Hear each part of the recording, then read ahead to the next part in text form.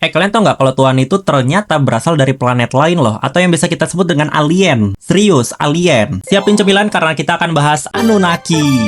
Jadi tuh cerita ini berasal dari catatan kuno bangsa Sumeria ya. Ya menurut catatan mereka, dulunya itu bumi dikuasai oleh bangsa dewa gitu. Yang dipimpin sama dewa bernama si Anu. Walaupun mereka dewa, mereka itu tetap kerja kasar gitu. Terutama dewa-dewa kelas bawah. Jadi tuh mereka kerja kasar kayak gali tanah, di pertambangan, pertanian, terus juga bangun-bangun peradaban, jadi kuli, macam-macam. Pokoknya kerja-kerja kasar. Karena kelakuan dewa ini kayak Gen Z, lama-lama mereka itu ngeluh. Katanya kerja itu capek lah, nggak work-life balance lah. Akhirnya mereka itu pada protes ke atasan. Nah, atasan ini itu adalah pemimpin-pemimpin para dewa gitu. Karena dewa-dewa kelas bawah ini pada ngeluh, akhirnya dibikinlah rapat. Nah, dari hasil rapat itu, akhirnya tercetuslah ide. Mereka itu gabungin tanah liat sama esensi dewa. Yang terjadilah manusia pertama di bumi. Nah, manusia tercipta ini untuk gantiin para dewa ini kerja. Jadi nanti kerja-kerja kasar, manusia itu yang gantiin. Nah, selang beberapa waktu, akhirnya kan manusia makin banyak ya. Mereka makin berkembang biak. Dewa ini nggak suka coy, katanya tuh berisik, manusia